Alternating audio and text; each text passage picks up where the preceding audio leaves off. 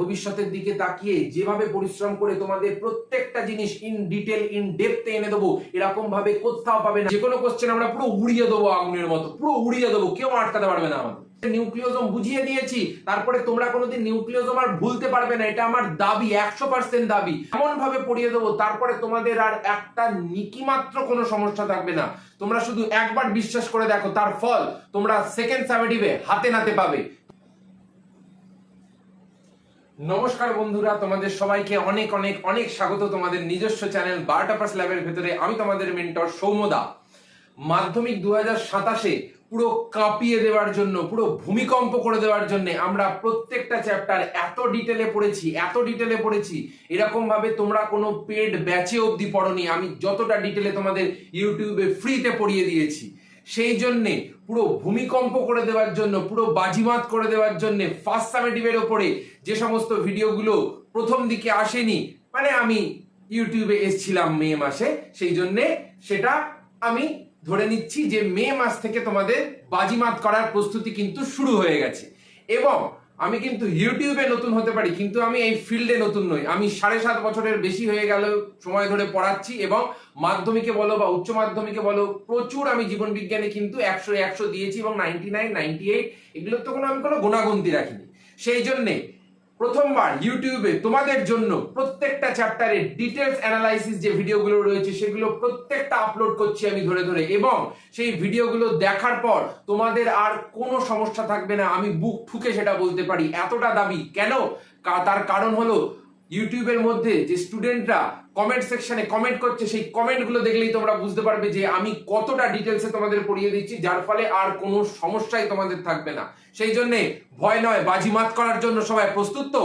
এবং তোমাদের জীবনের প্রবাহমান্যতার উপরে যে ক্রোমোজোম নামক চ্যাপ্টারটা ছিল, সেটা নিয়ে অনেকের বিভিন্ন রকমের সমস্যা ছিল, যে দাদা এটা বুঝতে পারছি না, এইটা কি করে হয়ে গেল, ওইটা কি করে হয়ে গেল। অনেকের সেকেন্ড সামেটিভেও এই চ্যাপ্টারটা রয়েছে, অনেক স্কুলে সেকেন্ড সামেটিভেও এই চ্যাপ্টারটা রয়েছে, এবং এই চ্যাপ্টারটা অত্যন্ত গুরুত্বপূর্ণ একটা চ্যাপ্টার। কেন? কারণ এই চ্যাপ্টার থেকে এমন ঘোরানো প্রশ্ন আসে, এমন ঘোরানো কনসেপ্ট আসে যে ভালো ছেলেপুলেরা সমস্ত ঘেটে দিয়ে চলে আসবে। সেই জন্য আমি এমন ভাবে পড়িয়ে দেবো, তারপরে তোমাদের আর একটা নিকি মাত্র কোনো সমস্যা থাকবে না। তোমরা শুধু একবার বিশ্বাস করে দেখো, তার ফল তোমরা সেকেন্ড সামেটিভে হাতে নাতে পাবে। তো ভয় নয়, বাজিমাত করার জন্য শুরু করা যাক। তো আজকে আমরা যেটা পড়বো সেটা তো তোমরা থাম্বনেল দেখেই বুঝতে পেরেছো যে ক্রোমোজোম আমি পড়িয়ে দেবো।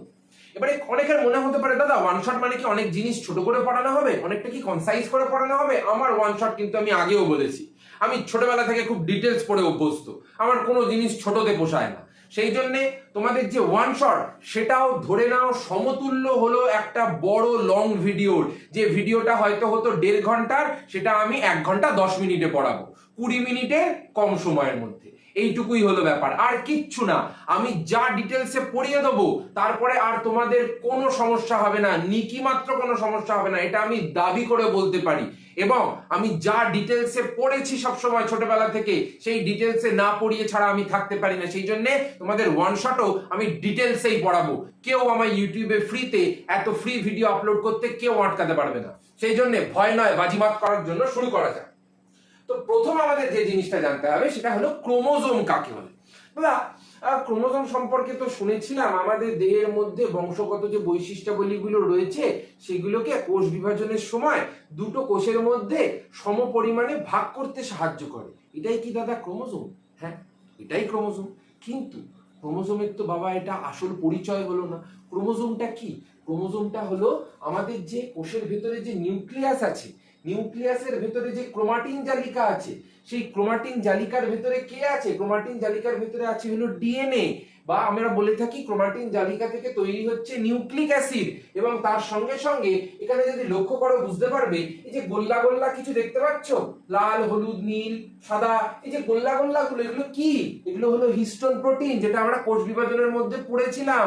কোন দশার মধ্যে উৎপন্ন হচ্ছিল? আমাদের G1 দশার মধ্যে এবং S দশার মধ্যে। এবারে এই যে ছোট ছোট আমরা হিস্টোন প্রোটিন গুলো দেখতে পাচ্ছি, এগুলো কি করে? এগুলো জানো এরকম ভাবে একটা বলকে ঘিরে এরকম ভাবে পেঁচিয়ে যায়। এবার এই যে বলটা কি? বলটা হলো একটা হিস্টোন প্রোটিন, এবং যে পেঁচিয়ে যাচ্ছে সেটা কি? সেটা হলো ডিএনএ। এখানে লক্ষ্য করো এই যে ডিএনএ এর তন্তু, এই ডিএনএ এর তন্তুটা দেখো হিস্টোন প্রোটিনটাকে পেঁচিয়েছে, হিস্টোন প্রোটিনটাকে পেঁচিয়েছে, এবারে পেঁচাতে পেঁচাতে পেঁচাতে পেঁচাতে একটা মোটা গঠন তৈরি করছে বাহুযুক্ত, সেই বাহুযুক্ত গঠনটাকেই আমরা বলে থাকি ক্রোমোজোম। এবারে তোমাদের মনে হতে পারে যে দাদা ক্রোমোজোম কেন বলা হচ্ছে?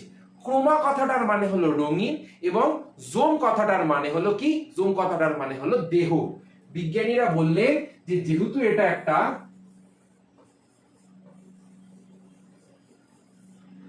এটা একটা রঙিন গঠন মাইক্রোস্কোপের তলায় আমরা দেখতে পাচ্ছি, সেই জন্য ক্রোমা অর্থ ওনারা বললেন যে রঙিন এবং জোম অর্থে ওনারা বললেন দেহ, মানে রঙিন কোন একটা বডি বা রঙিন কোন একটা এক্স আকৃতির এরকম এক্স এর মতো দেখতে একটা দেহ, যে দেহটা আমরা অণুবীক্ষণ যন্ত্রের তলায় রঙিন হয়ে দেখতে পাচ্ছি, এটাকেই বলা হয় ক্রোমোজোম। বোঝা গেল? এবং এই ক্রোমোজোম কি করে? এই ক্রোমোজোম আমাদের জীবেদের বংশগত বৈশিষ্ট্যাবলীকে বহন করে এবং তার সঙ্গে সঙ্গে এই যে প্রজাতির মধ্যে এত বিভিন্ন ধরনের পরিবর্তন, পরিব্যক্তি যে আমরা দেখতে পাচ্ছি, মানে মিউটেশন দেখতে পাচ্ছি, প্রকরণ দেখতে পাচ্ছি, ভেদ দেখতে পাচ্ছি, এগুলো কেন এসছে? এগুলো এসছে ক্রোমোজোমের কিসের জন্য? ক্রসিং ওভারের জন্য, যেটা আমি কোষ বিভাজনের ওয়ান শটের মধ্যে অলরেডি ইন ডিটেলে বলে দিয়েছি। এর থেকে বেশি ডিটেলে তোমাদের কেউ কখনো কোথাও বলেনি, এটা আমি বুক ঠুকে দাঁড়িয়ে এখানে বলতে পারি। এবং এই যে প্রকরণ পরিব্যক্তি সৃষ্টি হলো, তার ফলে কি হচ্ছে? তার ফলে আমি আমার বাবার থেকেও দেখতে আলাদা, আমার যারা সন্তান হবে তারাও আমার থেকে দেখতে আলাদা হবে। কেন? কারণ ক্রোমোজোমের যে বাহু রয়েছে তারা পরস্পরের সঙ্গে খণ্ডাংশের বিনিময় ঘটাচ্ছে। আমরা সেটা কোষ বিভাজনের ওয়ান শটের ভিডিওর মধ্যে দেখেছি। যদি না দেখে থাকো এক্ষুনি গিয়ে পুরো ভিডিওটাকে দেখে নাও, নাহলে ক্রোমোজোমে কিন্তু বেশ কিছু জায়গায় তোমাদের খটোমটো লাগতে পারে। সেই খটোমটো জায়গাগুলো যদি না লাগে সেই জন্য কোষ বিভাজন ভিডিওটা অবশ্যই করে দেখে নেবে, কারণ ওর মতো ডিটেল ভিডিও তোমরা আর কোথাও পাবে না। কোষ বিভাজন আমি যা ডিটেলে পড়িয়ে দিচ্ছি, ইউটিউবের মধ্যে কোথাও যদি খুঁজে পাও আমাকে তাহলে ট্যাগ করে বলো যে দাদা এখানে আমরা পেয়েছিলাম। এতটা ডিটেলে তোমরা কোথাও পাবে না। এত সুন্দর করে আমি স্লাইড দিয়ে, এত সুন্দর করে ছবি এঁকে লিখে আমি পয়েন্ট ওয়াইজ কতটা কি করতে হবে সব বলে দিয়েছি। শুধুমাত্র তোমরা পড়াশোনা করো এবং এই চ্যানেলটাকে অবশ্যই করে প্রচুর ভালোবাসা দেবে, প্রচুর পরিমাণে লাইক, সাবস্ক্রাইব এবং বন্ধুদের সাথে প্রচুর শেয়ার করে দেবে। কারণ আমি ইউটিউবে নতুন হতে পারি কিন্তু এই ফিল্ডে না। তোমাদের এমন ভাবে পড়িয়ে দেবো পুরো বাজি মাত করে তোমরা চলে আসবে। তো ক্রোমোজোম তো দাদা বোঝা গেল। এরপরে আমাদের দেহের মধ্যে ক্রোমোজোমের প্রকারভেদ আমরা দুই ধরনের করে থাকি বেসিক্যালি। এখন যেটা পড়বো কি কি, একটা হলো অটোজোম আর একটাকে বলি আমরা অ্যালোজোম বা যৌন ক্রোমোজোম। দাদা অটোজোমটা মানে কি?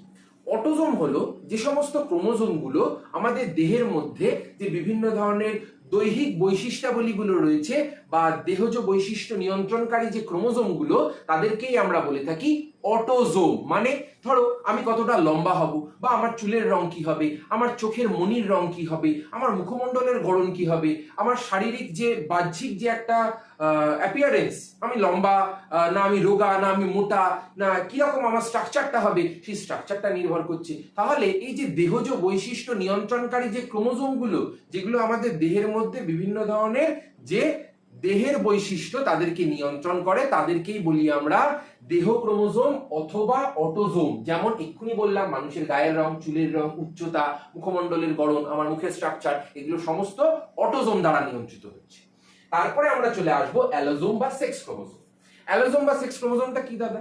আমরা যদি আমাদের ক্রোমোজোমের বিন্যাসের দিকে একটুখানি লক্ষ্য করি, তাহলে আমরা এটুকু তো সবাই জানি যে আমাদের দেহের ভেতরে টোটাল 23 জোড়া ক্রোমোজোম আছে। টোটাল তো 23 জোড়া আছে। এবারে তার মধ্যে আমরা যদি লক্ষ্য করি 22 জোড়া আমরা অটোজোম দেখতে পাচ্ছি, মানে 1 থেকে 22 পর্যন্ত যে প্রত্যেকটা ক্রোমোজোম তাদেরকে আমরা বলে থাকি অটোজোম। কেন? কারণ এই 1 থেকে 22 নাম্বার পর্যন্ত ক্রোমোজোম গুলো আমাদের দেহের বৈশিষ্ট্যাবলী নিয়ন্ত্রণ করতে সাহায্য করে থাকে। তাহলে 22 জোড়া তো হয়ে গেল, তাহলে বাকি এক জোড়া কি করছে? বাকি এক জোড়া দেখো এখানে বসে রয়েছে।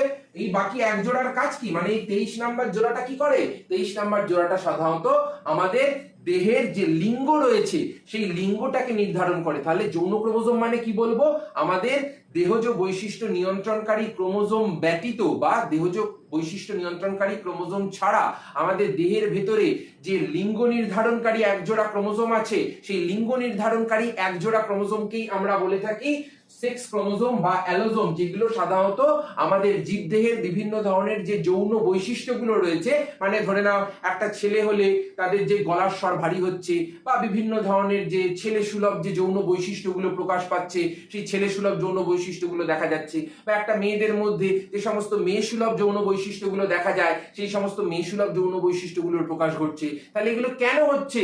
এগুলো এই এক্স ক্রোমোজোম এবং ওয়াই ক্রোমোজোমের জন্য হচ্ছে, যেগুলো আমরা বংশগতির মধ্যেও পড়ে এসেছি যে এক্স এক্স মানে হলো মহিলা এবং এক্স ওয়াই মানে হলো পুরুষ। এবং এখানে যে ওয়াই ক্রোমোজোমটা রয়েছে, এই ওয়াই ক্রোমোজোমের যে কতটা গুরুত্ব সেটাও আমরা বংশগতির মধ্যে দেখেছি। কেন?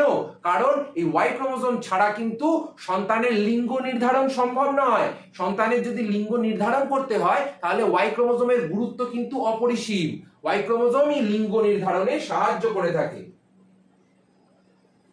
এরপরে আমরা চলে আসি ক্রোমোজোমের সংখ্যার উপরে ভিত্তি করে আমরা কোষ এবং ক্রোমোজোমকে দুটো ভাগে ভাগ করে থাকি। একটা হলো হ্যাপ্লয়েড সেট অফ ক্রোমোজোম এবং হ্যাপ্লয়েড কোষ, আর একটাকে আমরা বলে থাকি ডিপ্লয়েড সেট অফ ক্রোমোজোম এবং ডিপ্লয়েড কোষ। হ্যাপ্লয়েড সেট অফ ক্রোমোজোম এবং হ্যাপ্লয়েড কোষ মানে এটা কি? ধরে নিলাম যে কোনো একটা প্রজাতির দেহের ভেতরে যে কোষটা রয়েছে সেই কোষের ভেতরে প্রত্যেকটা ক্রোমোজোম একটা করে রয়েছে। একটা করে রয়েছে কেন? কারণ আগে আমরা কি বললাম? আগে আমরা বললাম 23 জোড়া, টি বলিনি কিন্তু, 23 জোড়া মানে প্রত্যেকটা ক্রোমোজোম। যদি ছবিটা আমরা লক্ষ্য করি তাহলে প্রত্যেকটা ক্রোমোজোম দেখো জোড়ায় জোড়ায় রয়েছে, প্রত্যেকটা ক্রোমোজোম জোড়ায় রয়েছে। 1-এর দুটো আছে, 2-এর দুটো আছে, 3-এর দুটো আছে, 4-এর দুটো আছে, এই যে প্রত্যেকটা ক্রোমোজোম জোড়ায় রয়েছে। কিন্তু আমরা যদি বলি যে প্রত্যেকটা ক্রোমোজোম একটা একটা করে রয়েছে, তখন সেটাকে কি বলবো? তখন সেটাকে আমরা বলে থাকি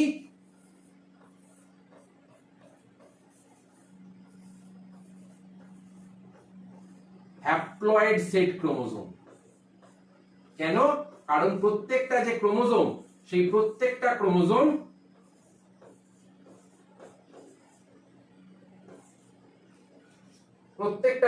কিসে আছে? প্রত্যেকটা ক্রোমোজোম সিঙ্গেল সিঙ্গেল রয়েছে। দেখো এখানে একটা সিঙ্গেল আছে হলুদ রঙের, এখানে একটা সিঙ্গেল আছে সবুজ রঙের। তাহলে এবারে সংজ্ঞাটা যদি আমরা লক্ষ্য করি, কোনো একটা নির্দিষ্ট প্রজাতির ক্রোমোজোমে প্রত্যেকটার যদি ক্রোমোজোম একটি করে থাকে তখন সেটাকে আমরা বলে থাকি হ্যাপ্লয়েড কোষ, এবং সেই ক্রোমোজোমের সংখ্যাকে আমরা বলে থাকি হ্যাপ্লয়েড সেট অফ ক্রোমোজোম। মানে এই যে একটা একটা করে সংখ্যায় ক্রোমোজোম আছে এদেরকে আমরা বলে থাকি হ্যাপ্লয়েড সেট ক্রোমোজোম। এবং এটা কোথায় দেখতে পাই আমরা? এটা আমরা দেখতে পাই জনন কোষের ভেতরে, মানে ধরে নাও শুক্রাণুর ভেতরে অথবা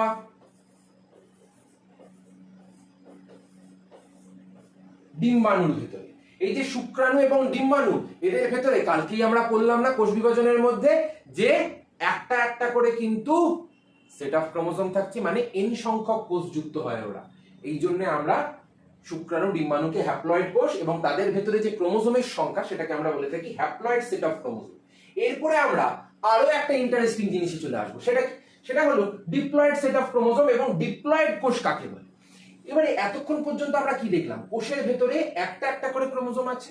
এবার যদি আমরা দেখি যে কোষের ভেতরে প্রত্যেকটা যে ক্রোমোজোম সেটা যদি জোড়ায় জোড়ায় থাকে, মানে ধরে নাও এই ক্রোমোজোমটা দেখো দুটো আছে, সবুজ ক্রোমোজোমটা দুটো আছে, তাহলে আমরা বলতে পারি কোনো একটা জীবের ভেতরে নির্দিষ্ট ক্রোমোজোমের সংখ্যাটা যদি দুটি করে থাকে প্রত্যেকটি কোষের ভেতরে প্রত্যেকটা ক্রোমোজোম, তাহলে আমরা সেই কোষটাকে বলতে পারি ডিপ্লয়েড কোষ।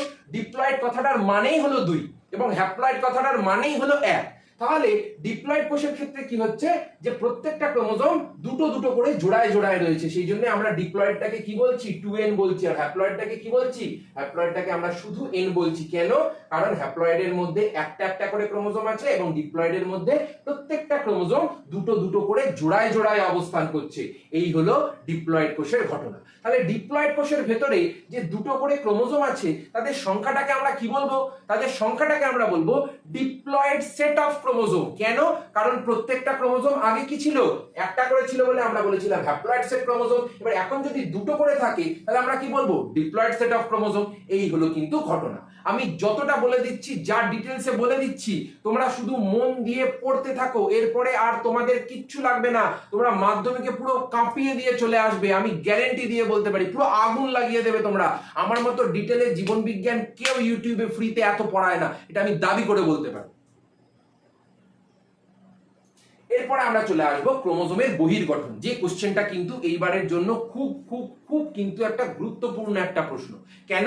কারণ এই প্রশ্নটা থেকে মানে ওভারঅল যে পুরো কনসেপ্টটা রয়েছে সেখান থেকে ছুটকো ছাটকা বিভিন্ন প্রশ্ন তো আসেই, এবং তার সঙ্গে সঙ্গে ক্রোমোজোমের ছবি এঁকে বলে বোঝাতে যে প্রত্যেকটা যে গঠন রয়েছে সেই গঠনগুলোর তাৎপর্য কি রয়েছে বা কাকে বলে কি বৃত্তান্ত। একদম সরল সহজ ভাষায় আমরা বুঝে নেব, এবং যেভাবে আমি বুঝিয়ে দিচ্ছি তারপরে তোমাদের আর কোনো দিন কোনো সমস্যা হবে না, এটা আমার গ্যারেন্টি।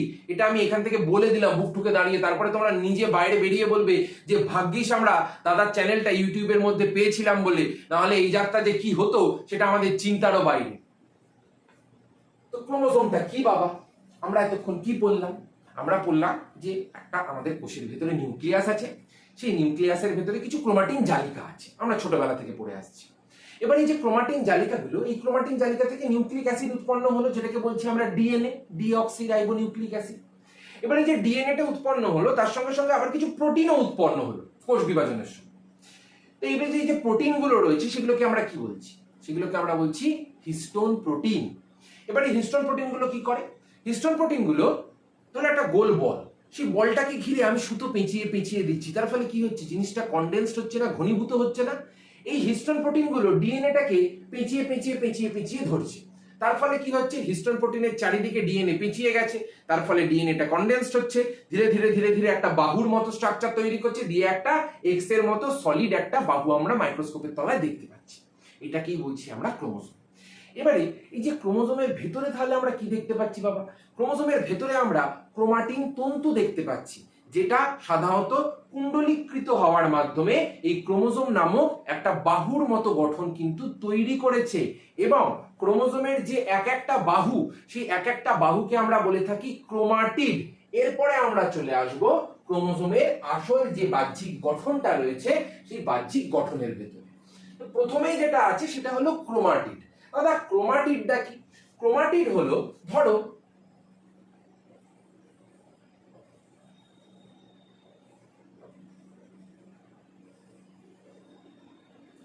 এখানে তোমাদের এই ছবিটা থেকে বেসিক্যালি প্রথমে বলো কি মনে হচ্ছে? এটা কি দুটো ক্রোমোজোম আছে নাকি দুটো ক্রোমাটিড আছে? কি মনে হচ্ছে? কি মনে হচ্ছে? এখানে কিন্তু দুটো ক্রোমাটিড আছে, দুটো আলাদা আলাদা ক্রোমাটিড। অনেকে কি মনে করে? অনেকে মনে করে গোল্লার এইদিকে একটা বাহু, গোল্লার এইদিকে একটা বাহু, গোল্লার এইদিকে একটা বাহু, গোল্লার এইদিকে একটা বাহু, দিয়ে ওরা ক্রোমোজোমটাকে বানিয়ে দেয় চারটে বাহুযুক্ত একটা এক্স এর মতো একটা গঠন, দিয়ে এই যে চারটে বাহু রয়েছে। তা নয়, এই সেন্ট্রোমিয়ার অঞ্চল বরাবর এরা পরস্পর যুক্ত হয়, যুক্ত হয়ে এইরকম এক্স এর মতো একটা ক্রোমোজোম তৈরি করে, এবং একটি ক্রোমোজোমের ভেতরে দুটো ক্রোমাটিড বাহু থাকে, এবং প্রত্যেকটা ক্রোমাটিড বাহু আমরা কোষ বিভাজনের যে মেটাফেজ দশা রয়েছে সেই মেটাফেজ দশার মধ্যে কিন্তু আমরা দুটো সম আকৃতি এবং সম দৈর্ঘ্যযুক্ত বাহু দেখতে পাবো, যারা সেন্ট্রোমিয়ার অঞ্চল বরাবর পরস্পর যুক্ত হয়ে গিয়ে একটা এক্স আকৃতির গঠন তৈরি করে। এটাকেই আমরা বলে থাকি ক্রোমোজোম। এরপরে আমরা যদি আরো লক্ষ্য করি তাহলে ক্রোমাটিড নামক গঠনটার ভেতর দিকে আমরা একটা সাদা তন্তুর মতো গঠন দেখতে পাচ্ছি না? একদম সাদা পেঁচানো পেঁচানো পেঁচানো পেঁচানো একটা তন্তু, যেমন এইখানে করে দেওয়া রয়েছে এই তন্তুটা। এবার এই যে সাদা তন্তুটা রয়েছে, সাদা তন্তুটাকে কি বলা হচ্ছে দাদা? সাদা তন্তুটাকে বলা হয় ক্রোমোনিমা। সাদা তন্তুটাকে আমরা বলে থাকি ক্রোমোনিমা। এটা কখন দেখতে পাই? এটা আমরা সাধারণত ইন্টারফেস দশায়, যখন ইলেকট্রন অনুবীক্ষণ যন্ত্রের তলায় ক্রোমাটিড বাহু নিয়ে পরীক্ষা নিরীক্ষা করছি, তখন আমরা দেখতে পাই যে ক্রোমাটিড বাহুর ভেতরে এক ধরনের সূক্ষ্ম পেঁচালো একটা তন্তুর মতো কুণ্ডলীকৃত গঠন আমরা দেখতে পাচ্ছি। সেই সূক্ষ্ম পেঁচালো তন্তুর মতো কুণ্ডলীকৃত ক্রোমাটিন তন্তুগুলোকেই আমরা বলে থাকি ক্রোমোনিমা তন্তু। ব্যাস ব্যাস, আপাতত এতটুকু। তারপরে আমরা চলে আসব পরবর্তী ধাপের মধ্যে। এখানে কি বলা হচ্ছে? তারপরে চলে আসো ক্রোমোমিয়ার। এবার দাদা ক্রোমোমিয়ারটা কি? আমরা যদি লক্ষ্য করি তাহলে দেখতে পাচ্ছি না এই সাদা সাদা তন্তুর উপরে একটা পিঙ্ক কালারের দানার মতো কিছু গঠন করে দেওয়া রয়েছে, দেখে মনে হচ্ছে না একটা পেঁচানো পুঁথির মালা, যেখানে পুঁথির মালার মধ্যে অনেকগুলো পিঙ্ক কালারের দানাদার দানাদার গঠন হয়ে রয়েছে। এবারে এই যে দানাদার যে গঠনটা ভেতরের দিকে পিঙ্ক কালারের, সেই পিঙ্ক কালারের দানার মতো পুঁথির মতো স্ট্রাকচারটাকেই আমরা বলে থাকি ক্রোমোমিয়ার, যেটা ক্রোমাটিন তন্তুগুলোকে আরো বেশি ঘনীভূত এবং জট পাকাতে সাহায্য করে, যাতে আরো বেশি জট পাকায়, আরো বেশি জট পাকায়, এবং জট পাকাতে পাকাতে পাকাতে পাকাতে কি হয়ে যাবে, পাকাতে পাকাতে তারা একটা ক্রোমোজোমের মতো গঠন তৈরি করে নেবে। বোঝা গেল? কিন্তু মানুষের থেকে মনের যত না জট আছে, ক্রোমোজোমে কিন্তু আরো কম জট আছে, মানুষের মনে কিন্তু আরো বেশি জট থাকে। সেই জন্য আমরা ক্রোমোজোমকে আরো সহজ স্ট্রাকচার হিসেবে ধরে নেব। সেই জন্য নিজেদের মাথা থেকে সম্পূর্ণ জট মুক্ত করে নাও এবং আমি যেমন ভাবে বলছি তেমন ভাবে শুধু পড়তে থাকো। তারপরে চলে আসো সেন্ট্রোমিয়ার। সেন্ট্রোমিয়ারে কি হচ্ছে? সেন্ট্রোমিয়ার যে এই যে স্ট্রাকচারটা আমরা দেখতে পাচ্ছি, এই যে হলুদ দিয়ে করব, এই যে আমরা জায়গাটা দেখতে পাচ্ছি, এইখানে একটা গঠন থাকে, যে গঠনটা এইরকম গোল গোল প্লেটের মতো দেখতে হয়, এইরকম গোল গোল প্লেটের মতো দেখতে হয়। এই গোল গোল প্লেটের মতো দেখতে যে স্ট্রাকচার গুলো, এগুলোকেই আমরা বলে থাকি সেন্ট্রোমিয়ার। এই সেন্ট্রোমিয়ার গুলো কি করে? সেন্ট্রোমিয়ার গুলো দুটো ক্রোমাটিড বাহুকে পরস্পর সেন্ট্রোমিয়ার অঞ্চল বরাবর জুড়ে যেতে সাহায্য করে, যাতে ক্রোমাটিড বাহু দুটো পরস্পরের সঙ্গে জুড়ে যায় এবং জুড়ে গিয়ে তারা যাতে একটা এক্স এর মতো গঠন তৈরি করতে পারে। যে জায়গাটা যুক্ত হচ্ছে সেই জায়গাটায় কি থাকে? এই যে জায়গাটা, এই জায়গাটা আসলে কি? এই জায়গাটা হলো আসলে সেন্ট্রোমিয়ার। এই সেন্ট্রোমিয়ারটাই কিন্তু খাঁজ তৈরি করে ক্রোমাটিড দুটোকে পরস্পরের সঙ্গে যুক্ত থাকতে সাহায্য করে। এছাড়াও আরেকটা কাজে সাহায্য করে। আমরা কোষ বিভাজনের মধ্যে দেখেছিলাম না, ক্রোমোজোম গুলো বেমতন্তুর সঙ্গে যুক্ত হয়ে রয়েছে। এই যে বেমতন্তুর সঙ্গে ক্রোমোজোম গুলো যুক্ত হয়ে রয়েছে, এখানেও কিন্তু সেন্ট্রোমিয়ার ক্রোমোজোম গুলোকে বা ক্রোমাটিড গুলোকে বেমতন্তুর সঙ্গে যুক্ত রাখতে সাহায্য করে একটা হুকের মতো। নাহলে বেমতন্তুটা কি? একটা জাস্ট সুতো, সেই সুতোর উপরে আমরা একটা জিনিসকে ব্যালেন্স করে উপরে নিচে কি করে পাঠাচ্ছি? তার কারণ হলো সেই ক্রোমোজোমের প্রত্যেকটা ক্রোমাটিডের উপরে একটা বাহুর মধ্যে এরকম একটা হুকের মতো গঠন আছে, বা আমরা বলতে পারি প্লেটের মতো গঠন আছে, যে প্লেটটা বেমতন্তুর সঙ্গে ক্রোমাটিড বাহুটাকে যুক্ত রাখতে সাহায্য করে। এবং যুক্ত থাকার ফলে কি হয়? ধীরে ধীরে ধীরে ধীরে স্লাইড করে তারা এগিয়ে যেতে থাকে। এবং এটাকে আমরা কি বলছি? এটাকে আমরা কোষ বিভাজনের মধ্যে এই ঘটনাটাকে পড়েছিলাম, অ্যানাফেজিও চলন। এই চলনে সেন্ট্রোমিয়ারের ভূমিকা কিন্তু খুব গুরুত্বপূর্ণ। যেমন এখানে দেখো বেমতন্তুর সঙ্গে যুক্ত রাখে, সেই জন্যই আমরা এটাকে সেন্ট্রোমিয়ারের গুরুত্ব কিন্তু অপরিসীম।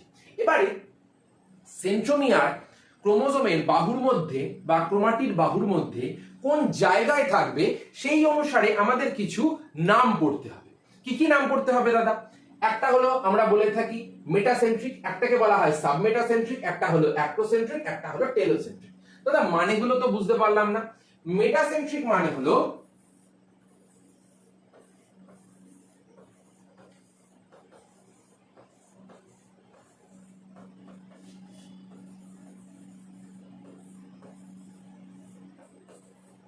মধ্যবর্তী। মধ্যবর্তী কি? মধ্যবর্তী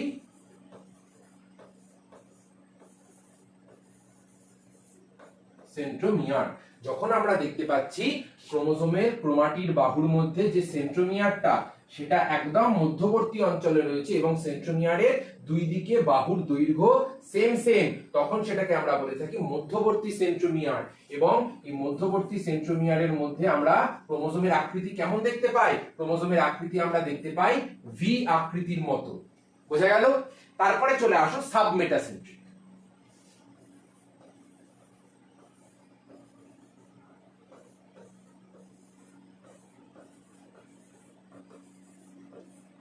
সাবমেটাসেন্ট্রিক মানে কি? সাবমেটাসেন্ট্রিক মানে হলো ঈষৎ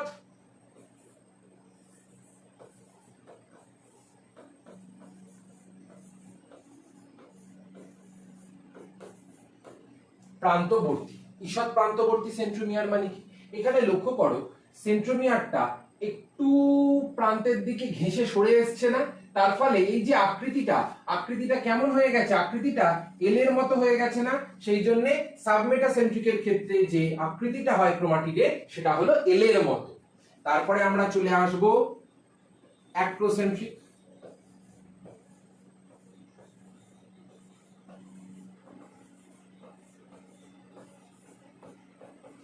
এখানে কি হচ্ছে, এখানে আমরা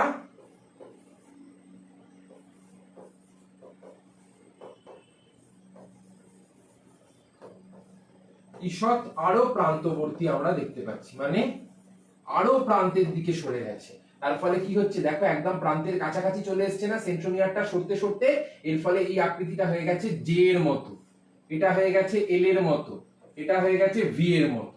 তাহলে এটাকে আমরা অ্যাক্রোসেন্ট্রিক কে বলে থাকি, যে সেখানে আকৃতিটা হলো ক্রোমাটিডের জে এর মতো। এবং একদম যেটা লাস্টে পড়ে রয়েছে সেটা হলো টেলোসেন্ট্রিক।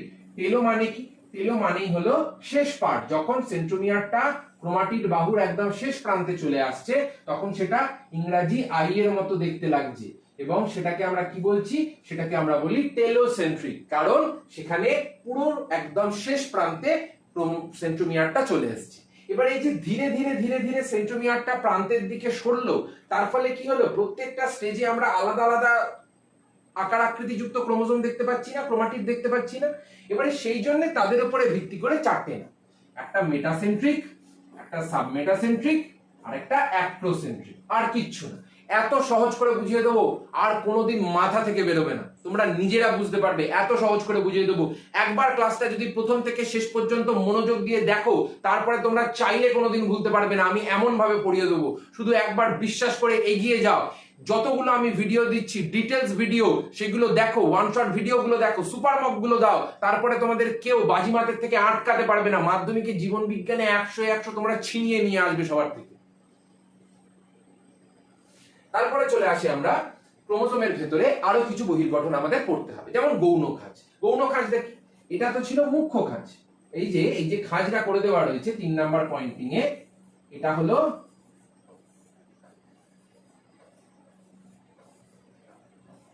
মুখ্য খাঁজ। এবার এই মুখ্য খাঁজ ছাড়াও আমরা আরেকটা খাঁজ দেখতে পাচ্ছি না এইখানে? এই যে আরেকটা খাঁজ রয়েছে, এটাকে আমরা কি বলি? এটাকে আমরা বলি গৌণ খাঁজ।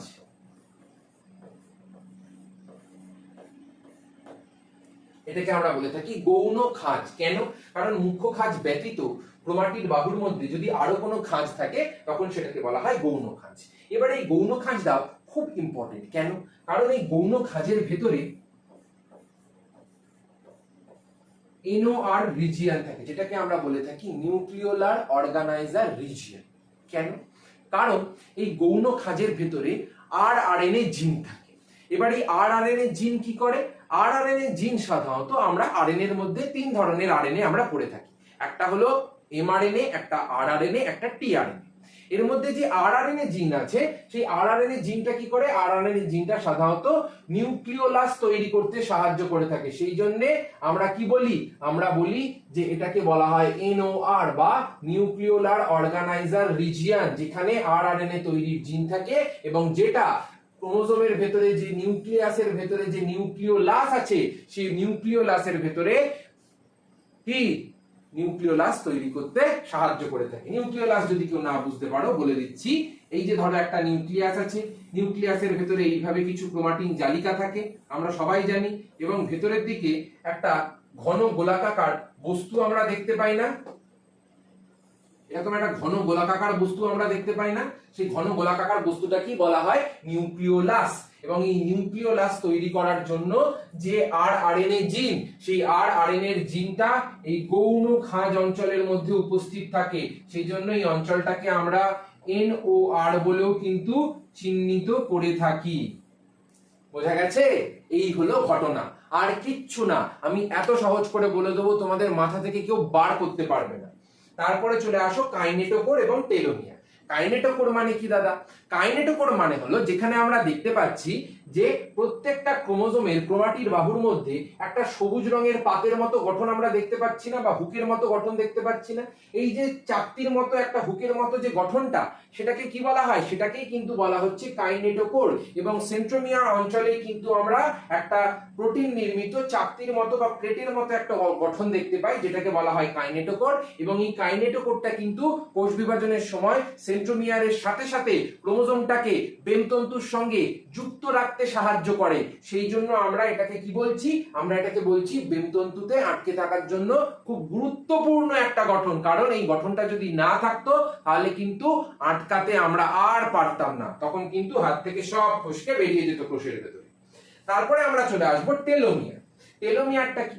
টেলোমিয়ার হলো এই যে ক্রোমোজোমের ভেতরে একদম একদম যে প্রান্তের যে পার্টটা, এই যে প্রান্তের যে পার্টটা, এই যে পার্টটা, এই পার্টটাকে আমরা বলে থাকি টেলোমিয়ার।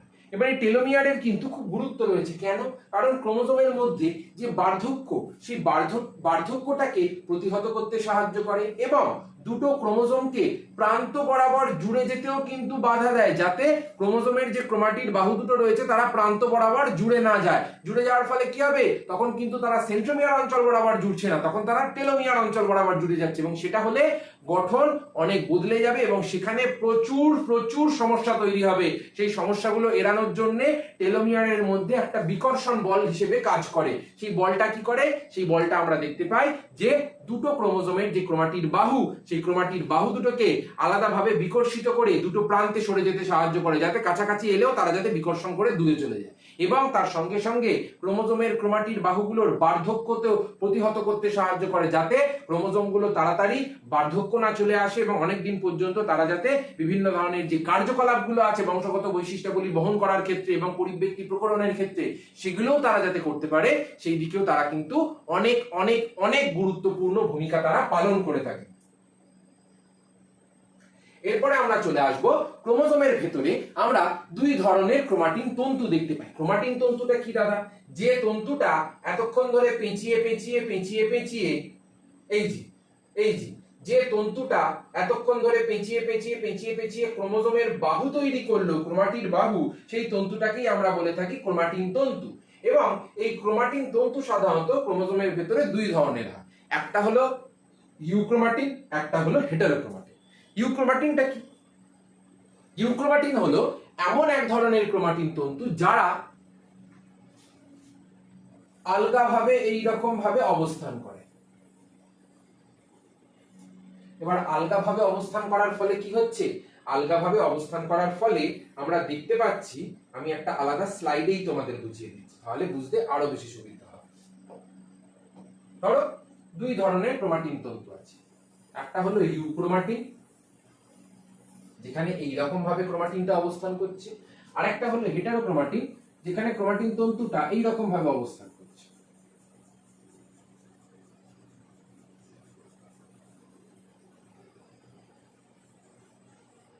এরকম ভাবে অবস্থান করছে। এবারে বলো কোনটা ইজিলি অ্যাক্সেসিবল? যদি কোনো উৎসেচক এর উপরে যুক্ত হয়ে কোনো কিছু তৈরি করতে চায়, তাহলে কোনটার উপর দিয়ে ইজিলি তারা যেতে পারবে এবং যাওয়ার মাধ্যমে তারা কিছু একটা তৈরি করতে পারবে? সবার প্রথমেই উত্তর আসবে যে দাদা এইটার উপরে। কেন? কারণ এর উপরে যদি কোনো ধরনের উৎসেচক এসে যুক্ত হয়, তারা এইরকম ভাবে রোলার কোস্টারের মতো এরকম ভাবে ঘুরতে ঘুরতে ঘুরতে ঘুরতে ঘুরতে ঘুরতে যাবে এবং যাওয়ার মাধ্যমে তারা একটা নির্দিষ্ট অংশকে কিছু একটা তৈরি করতে পারবে। কেন? কারণ এরা তো লুজ, এরা তো ছাড়া ছাড়া ভাবে অবস্থান করছে। কিন্তু এখানে কি হচ্ছে? এখানে ধরো এই প্রান্তটা এসে কিছু একটা যুক্ত হলো, কিন্তু যুক্ত হওয়ার পরেও এরা এগোতে পারবে না, এরা কোনোভাবেই এগিয়ে যেতে পারবে না। কেন? কারণ এতটাই জট পাকিয়ে গেছে যে তারা কোন দিকে উঠবে, কোন দিকে নামবে, কোন দিকে কোথায় যাবে, তারা সেটা দিকটাই বুঝতে পারবে না। তার ফলে কি হচ্ছে? তার ফলে এখান থেকে কিছুই তৈরি হতে পারবে না। সেই জন্য এই ধরনের ক্রোমাটিনকে আমরা বলে থাকি হেটারোক্রোমাটিন।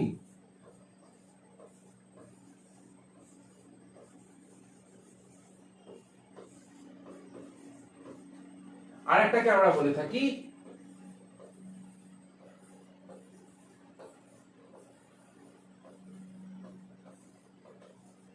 ইউক্রোমাটিন। এবারে এই যে হেটারোক্রোমাটিনটা আছে এবং ইউক্রোমাটিন আছে, ইউক্রোমাটিনের উপরে যখন একটা উৎসেচক এইরকম ভাবে গেল, যাওয়ার ফলে কি হলো, যাওয়ার ফলে এই যে ক্রোমাটিনটা, এই ক্রোমাটিনটা আসলে আছেটা কোথায়, আছে হলো ডিএনএ এর ভেতরে। ডিএনএ এর ভেতরে যখন এইরকম ভাবে কোনো একটা উৎসেচক কোনো একটা জায়গায় কিছু একটা তৈরি করছে, তার মানে ধরে নেবে সেখান থেকে এমআরএনএ তৈরি হলো। ঠিক আছে, এই এমআরএনএ, ডিএনএ থেকে যখন এমআরএনএ তৈরি হচ্ছে, তখন সেই পদ্ধতিটাকে আমরা কি বলি, তখন সেই পদ্ধতিটাকে বলা হয় ট্রান্সক্রিপশন।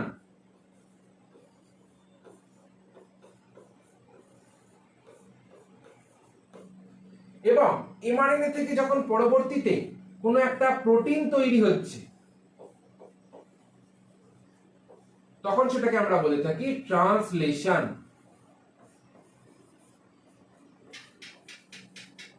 এবার এই যে ট্রান্সক্রিপশন এবং ট্রান্সলেশন, এরা কি করছে, আলটিমেটলি ডিএনএ থেকে এমআরএনএ তৈরি হচ্ছে এবং এমআরএনএ থেকে আলটিমেটলি প্রোটিন তৈরি হচ্ছে। এবং আমরা বংশগতির মধ্যে পড়েছিলাম না যে এই যে প্রোটিনটা, এই প্রোটিনটাই পরবর্তীকালে আমাদের দেহের ভেতরে কোনো একটা চরিত্রকে নিয়ন্ত্রণ করতে সাহায্য করবে। তাহলে আমরা বলতে পারি যে ইউক্রোমাটিনের ভেতরে কিন্তু সক্রিয় জিন অবস্থান করে।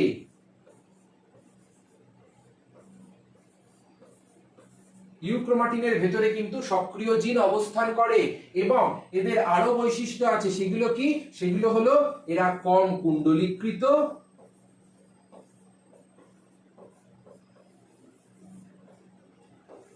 এবং তার সঙ্গে সঙ্গে হালকা ভাবে রঞ্জিত। কেন, তার কারণ হলো, ধরে নে সাপোজ আমার কাছে ধর এই সুতোটা রয়েছে, ধরে নে এটা রয়েছে। এবারে এই যে গঠনটা আমরা দেখতে পাচ্ছি, এটা ধর একদম ধর একটা ফাইন সুতো, কল্পনা করে নে। এবার এই ফাইন সুতোটা কি, যখন আমরা একদম পাতলা করে একদম রং করে দূর থেকে রেখে দেবো, তখন কি এটাকে আমরা দেখতে পাবো? একদম পাবো না। কিন্তু এই সুতোটাকে আমরা যখন আবার এইরকম একটা জট পাকিয়ে দিয়ে এইরকম ভাবে যখন রেখে দেবো, জট পাকিয়ে দেওয়ার মাধ্যমে, তখন আবার এইটাকে যদি আমরা আবার কালার করি, এই যে কুণ্ডলীটাকে আবার যদি কালার করি, তখন আমরা এটাকে আবার দেখতে পাবো। কেন? কারণ এটা তো গাঢ়ভাবে কুণ্ডলীকৃত হয়ে রয়েছে, মানে হেটারোক্রোমাটিন। এবং আগে যেটা ছিল, আগে কি ছিল, আগে একদম লম্বা স্ট্রেট, এরকম সামান্য কিছু একটু পেঁয়াজ কুচ আমরা এরকম ভাবে দেখতে পাচ্ছি, এরকম সামান্য একটুখানি পেঁয়াজ কুচ হয়ে রয়েছে, এরকম সামান্য পেঁয়াজ কুচ হয়ে রয়েছে। এবার এটাকে কি বলছি, এটাকে বলা হচ্ছে ইউক্রোমাটিন। কেন? কারণ এখানে হালকা ভাবে এরা কুণ্ডলীকৃত এবং তার সঙ্গে সঙ্গে হালকা ভাবে রঞ্জিত। কারণ এই যে ফাইন থ্রেড, এই ফাইন থ্রেডকে কিন্তু আমরা দেখতে পাই না।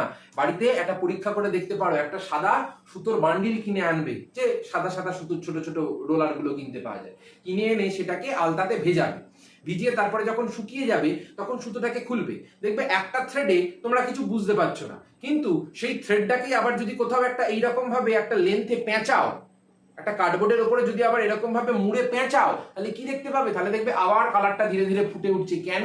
কারণ তারা গাঢ়ভাবে কুণ্ডলীকৃত এবং আগে আমরা কি দেখছিলাম, হালকাভাবে কুণ্ডলীকৃত এবং কম রঞ্জিত। কেন? কারণ তারা কুণ্ডলীকরণটা অতটা জটিলতা আনেনি। এবং এদের মধ্যে সব থেকে মোস্ট ইম্পর্টেন্ট যে পয়েন্ট, সেটা হলো সক্রিয় জিন আমরা দেখতে পাই। এবং এই সক্রিয় জিন থাকে বলে এরা জিনগত বৈশিষ্ট্যাবলী বা আমাদের বংশগত বৈশিষ্ট্যাবলীর যে ধারক এবং বাহক হিসেবে ক্রোমোজোমের মধ্যে অবস্থান করে। কিন্তু এর ভেতরে আমরা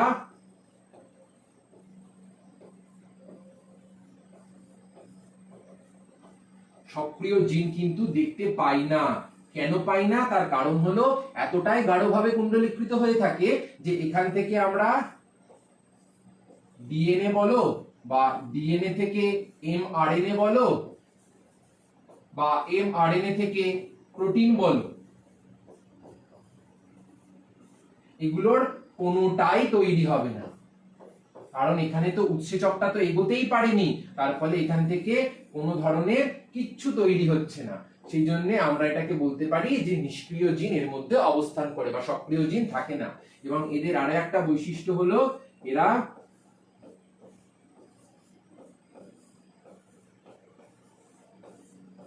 গাঢ়ভাবে কুণ্ডলীকৃত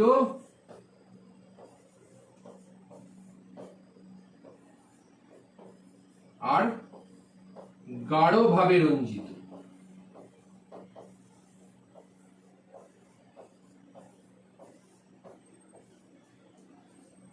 এই হলো ইউক্রোমাটিন এবং হেটারোক্রোমাটিনের মধ্যে ধারণা।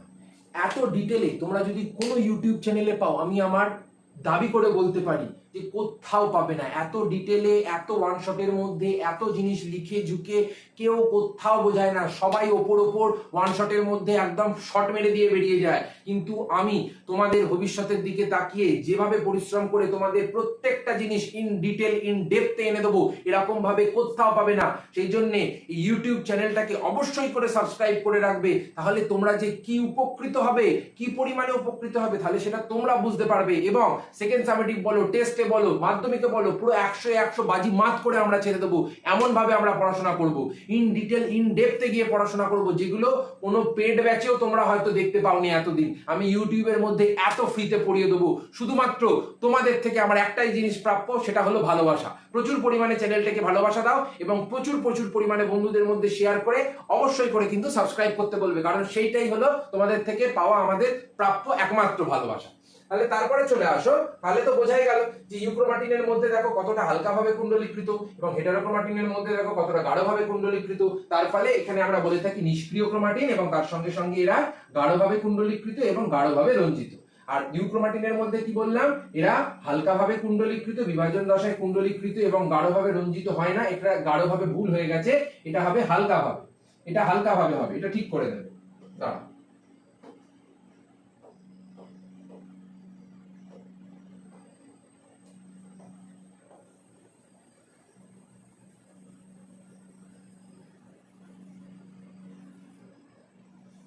আমি লিখে দিচ্ছি।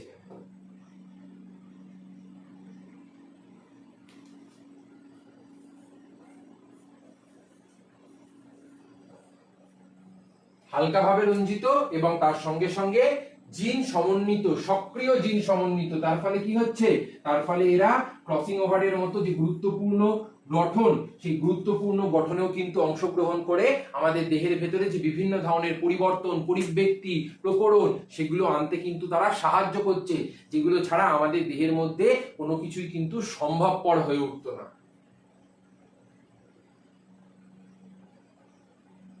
এরপরে আমাদের যেটা জানতে হবে সেটা হলো ক্রোমোজোমের বিভিন্ন ধরনের রাসায়নিক উপাদান।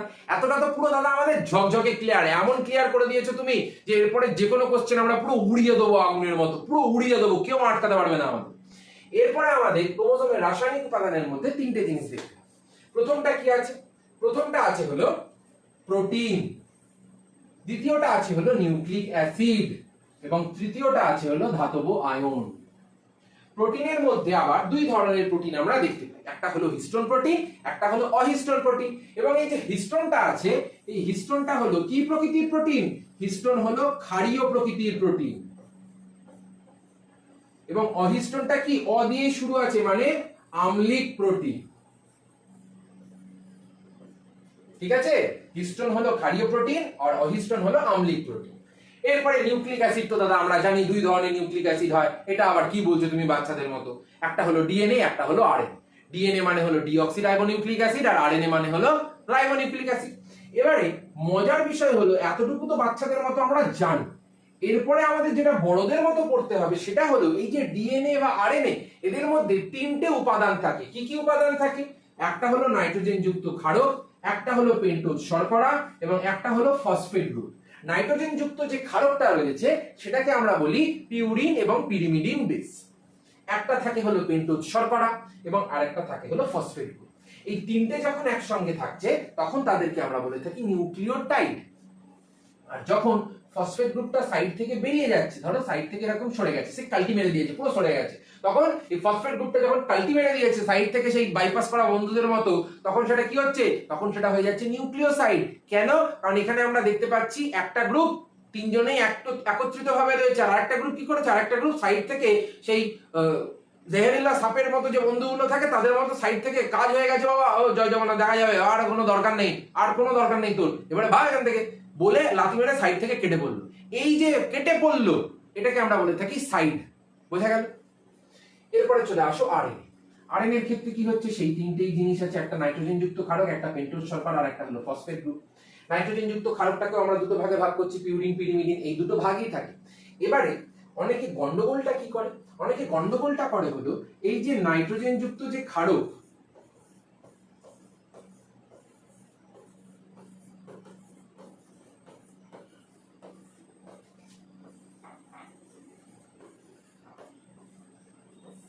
এটাকে আমরা দুটো ভাগে ভাগ করছি।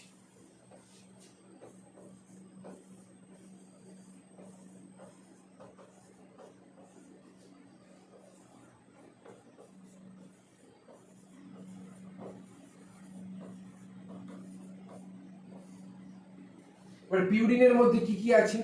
পিউরিনের মধ্যে আবার দুটো নাইট্রোজেন যুক্ত ক্ষারক আছে। কি কি আছে বাবা? একটা আছে হলো অ্যাডেনিন, দেখো দেখতে পাবে, এই যে দেখো অ্যাডেনিন আছে,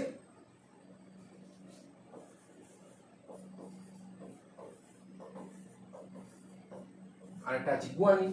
আর পিরিমিডিনের মধ্যে সাধারণত আমরা তিনটে দেখতে পাই, একটা হলো সাইটোসিন, থায়ামিন আর ইউরাসিল। কিন্তু ইউরাসিলটা ডিএনএ এর মধ্যে থাকে না, ইউরাসিলটা আরএনএ এর মধ্যে থাকে।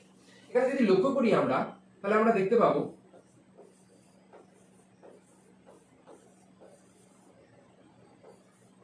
যে সাইটোসিন থাকবে আর কি বললাম, অ্যাডেনিন, গুয়ানিন, সাইটোসিন, থায়ামিন থাকবে।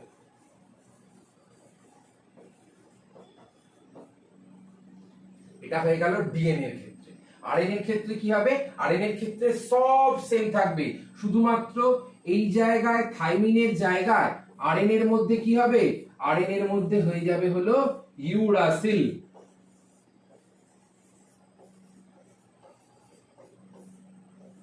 এবারে তোমাদের খুব গুরুত্বপূর্ণ এখান থেকে একটা প্রশ্ন আসে। কি প্রশ্ন আসে দাদা? যে নাইট্রোজেন যুক্ত যে ক্ষারক আছে পিউরিন আর পিরিমিডিন, সেখান থেকে পিউরিনের দুটো গ্রুপের নাইট্রোজেন যুক্ত ক্ষারকের নাম বলো তো, বা পিরিমিডিনের তিনটে নাইট্রোজেন যুক্ত ক্ষারকের নাম বলো তো, বা অ্যাডিনিন কি পিউরিন বেসের মধ্যে পড়ে, বা গুয়ানিন কি পিউরিনের মধ্যে পড়ে, বা অ্যাডিনিন কি পিরিমিডিনের মধ্যে পড়ে। মানে বিভিন্ন ধরনের সত্য মিথ্যা, শর্ট, এমসিকিউ এই ধরনের প্রশ্ন কিন্তু তোমাদের জিজ্ঞাসা করবে। অথবা জিজ্ঞাসা করে দিল যে ডিএনএ এর ভেতরে পিউরিন বেস হিসেবে কে কে থাকে? অ্যাডিনিন আর গুয়ানিন থাকে। পিরিমিডিন বেস হিসেবে কে কে থাকে? সাইটোসিন আর থায়ামিন থাকে। বা আরএনএ এর মধ্যে পিরিমিডিন বেস হিসেবে কে কে থাকে? অনেকে কি করে সাইটোসিনের সঙ্গে থায়ামিন গুলিয়ে দিয়ে চলে আসে, কিন্তু এখানে আমরা দেখব যে সাইটোসিনের সঙ্গে কি হবে? সাইটোসিনের সঙ্গে আরএনএ এর মধ্যে ইউরাসিল হবে। কেন? কারণ থায়ামিনের পরিবর্তে থায়ামিন থাকে হলো ডিএনএ এর মধ্যে, কিন্তু এই যে ইউরাসিল, ইউরাসিল কোথায় থাকে? ইউরাসিল থাকে আরএনএ এর মধ্যে। সেই জন্য এই ধরনের কোশ্চেন গুলো আমাদের সব জেনে রাখতে হবে, না হলে কি হবে? না হলে হয়ে যাবে গড়বড় ঘোটালা। এবারে যদি চার্টটা দেখো তাহলে আরো পরিষ্কার বুঝতে পারবে। এখান থেকে পিউরিন, পিরিমিডিন বেরিয়ে অ্যাডিনিন, গুয়ানিন, সাইটোসিন, থায়ামিন বেরিয়ে গেল। আর এদিক থেকে আরএনএ এর মধ্যে আমরা দেখতে পাচ্ছি যে পিউরিনের মধ্যে অ্যাডিনিন, গুয়ানিন সেম, পিরিমিডিনের মধ্যে সাইটোসিন সেম, কিন্তু এই যে থায়ামিন ছিল, এই থায়ামিনের জায়গায় কি হয়ে গেছে? আরএনএ এর মধ্যে ইউরাসিল হয়ে গেছে। এবং তার সঙ্গে সঙ্গে যদি আরেকটা জিনিস লক্ষ্য করো, যে পেন্টোজ শর্করাটা রয়েছে, সেই পেন্টোজ শর্করার প্রকৃতিটাও কিন্তু দুটোর মধ্যে আলাদা আলাদা। একটাকে বলা হচ্ছে পেন্টোজ শর্করা বা রাইবোজ, আর একটাকে বলা হচ্ছে ডিঅক্সিরাইবোজ। কেন কেন হলো দাদা এরকম, সেটা আমরা নেক্সট স্লাইডে পড়ব, তাহলে আরো ভালো বুঝতে পারবো। এতক্ষণ ধরে তো আমরা বিভিন্ন ধরনের যে গুরুত্বপূর্ণ ছোট ছোট ছোট ছোট কনসেপ্ট গুলো ছিল ডিএনএ পড়ার জন্য, আরএনএ পড়ার জন্য, সেগুলো আমরা পড়ে নিলাম। এরপরে আমাদের যে জিনিসটা জানতে হবে যে নিউক্লিওটাইড এবং নিউক্লিওসাইডটা একটুখানি গুরুত্বপূর্ণ বিষয়, সেটা আমাদের একটু ভালো করে জানতে হবে। তো নিউক্লিওটাইড, নিউক্লিওসাইডে কি হচ্ছে? মাঝখানে একটা আমাদের এইরকম ভাবে একটা শর্করা থাকে, এরকম ভাবে একটা শর্করা থাকছে, সেটা নিউক্লিওটাইডের ক্ষেত্রেও থাকছে, বা আমরা ধরে নিলাম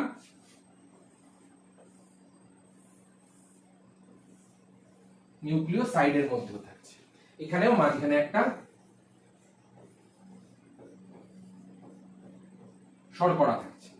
এবারে এই যে শর্করাটা, এটাকে কি বলা হয়? এটাকে বলা হয় পেন্টোজ শর্করা। কেন? কারণ এখানে 5 কার্বন যুক্ত শর্করা, এটা এখানে 5টা কার্বন আছে, সেজন্য এটাকে আমরা বলে থাকি পেন্টোজ শর্করা। দুটোই হলো পেন্টোজ শর্করা।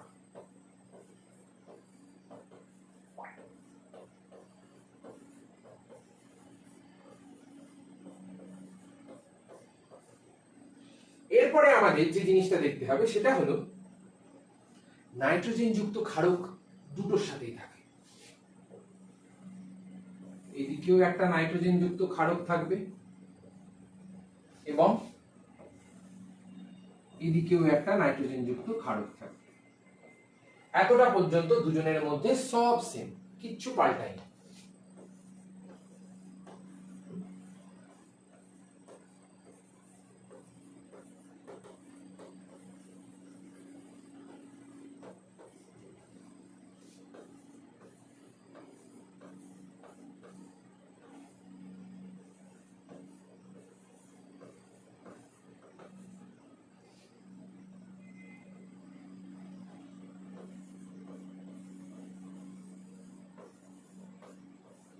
দুজনের মধ্যেই নাইট্রোজেন যুক্ত ক্ষারক আছে।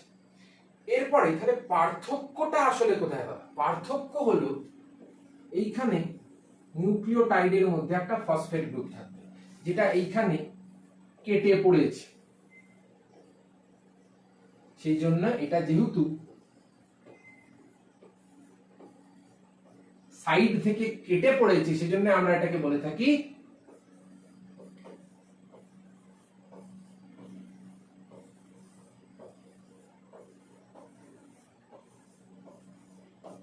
নিউক্লিওসাইড। এবং আরেকটাকে আমরা কি বলছি? এখানে আমরা কি দেখতে পাচ্ছি যে শর্করা প্লাস ফসফেট প্লাস নাইট্রোজেন ক্ষারক তিনজনেই একসঙ্গে রয়েছে। এটাকে আমরা কি বলছি তখন? এটাকে আমরা তখন বলে থাকি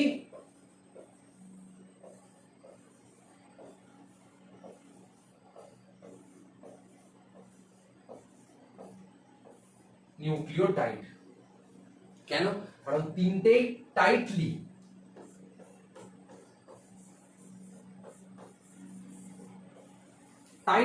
পরস্পরের সঙ্গে যুক্ত হয়ে রয়েছে।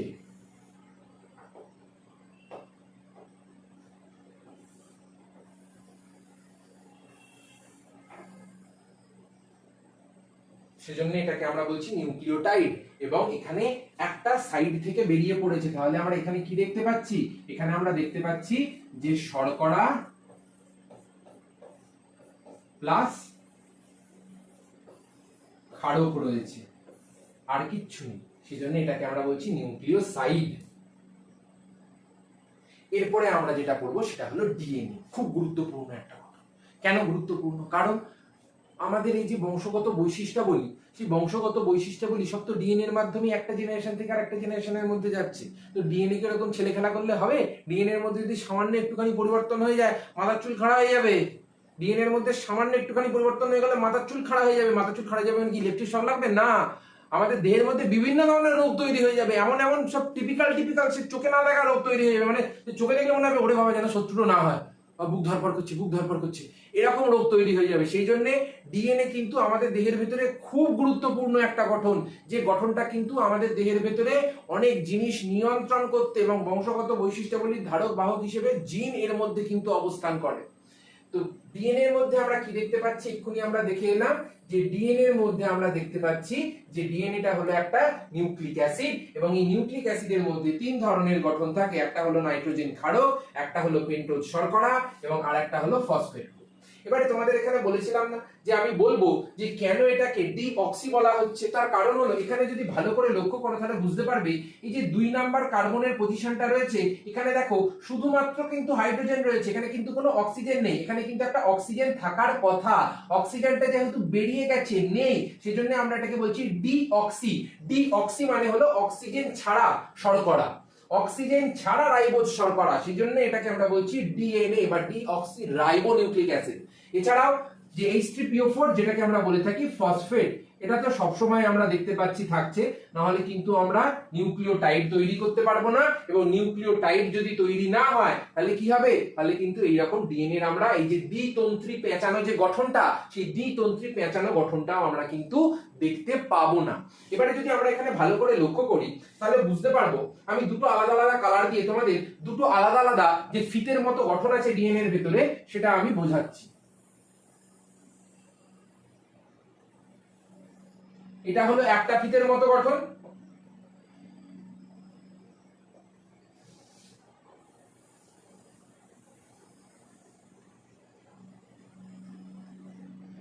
এইটা হলো আর একটা ফিতের মতো গঠন।